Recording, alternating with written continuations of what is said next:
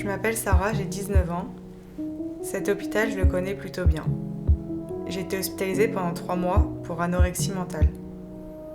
J'étais arrivée à un point où je n'arrivais plus à m'en sortir toute seule.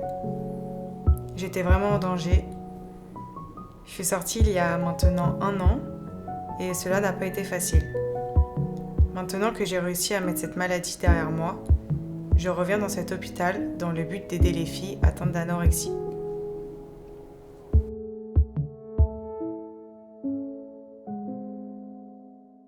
Coucou Jade, comment tu vas? Coucou Bob, j'ai l'impression d'être dans une prison. Je peux pas voir mes parents quand je veux. Je suis toujours enfermée ici. C'est assez dur. Puis en plus, j'ai repris 2 kilos, mais mon contrat pour sortir de l'hôpital, c'est 5. Et les 2 kilos, tu les prends comment?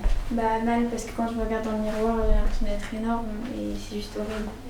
Mais ça, tu sais que c'est la dysmorphophobie. La maladie, elle veut te faire croire que t'es grosse, mais tu vas te regarder dans le miroir, tu vas te trouver énorme. Sauf que t'es super maigre et si tu continues à perdre du poids, tu vas vraiment être en danger. Oui, je sais, mais j'ai toujours cette petite voix qui me dit fais du sport, t'aurais pas dû manger ça, t'es grosse, tout ça. D'ailleurs, tu veux pas venir t'asseoir? Parce que là, tu sais que tu fais de l'hyperactivité et en fait, la maladie, elle veut te faire bouger, pour te faire brûler des calories et pour que tu perdes du poids. Sauf que, en fait, c'est pas le but. Si t'es ici, c'est pour que t'en prennes. Puis tu sais, je sais que c'est pas un caprice que tu fais. Je sais que si tu manges pas, c'est que tu peux pas et que t'y arrives pas.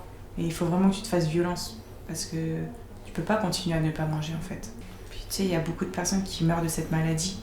Et c'est vraiment une maladie grave qu'il faut pas que tu prennes à la légère. Oui, je sais. J'ai juste envie d'oublier.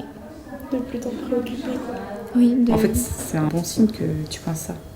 Parce qu'au moins, tu vas la faire dégager et après, tu vas avoir une vie normale. Et comme tu dis, la vie normale, bah oui, c'est d'aller au collège, de voir tes potes, de penser à ce que tu vas faire, des devoirs. Et alors là, t'as rien à faire, enfin, tout le monde a rien à faire à son âge à être ici à l'hôpital. Ça sert à rien et en plus, l'anorexie, elle nous emmerde. L'anorexie est un trouble alimentaire qui concerne en France à peu près 1,5% de la population féminine de 15 à 35 ans, ce qui correspond à environ 230 000 femmes à travers le pays. L'anorexie touche donc majoritairement les femmes, mais affecte aussi les hommes, avec 1 homme pour 9 femmes concernées. Cette maladie est un trouble des conduites alimentaires qui survient le plus souvent au moment de la puberté, mais peut parfois survenir tôt, à partir de 8 ans, ou plus tard, après 18 ans. Contrairement à certaines idées reçues, l'anorexie affecte toutes les catégories sociales, et pas seulement les plus aisées. En France, 5 à 10% des anorexies entraînent une tentative de suicide ou un suicide. Bon, je te laisse. Courage. Ok. J'ai maigri, j'ai dit oui ça va, mais ça allait toujours pas. Drôle de vie, on n'est jamais assez bien avec soi. Toi qui es là, qui me parle, qui me juge coupable, qui m'en met plein le dos.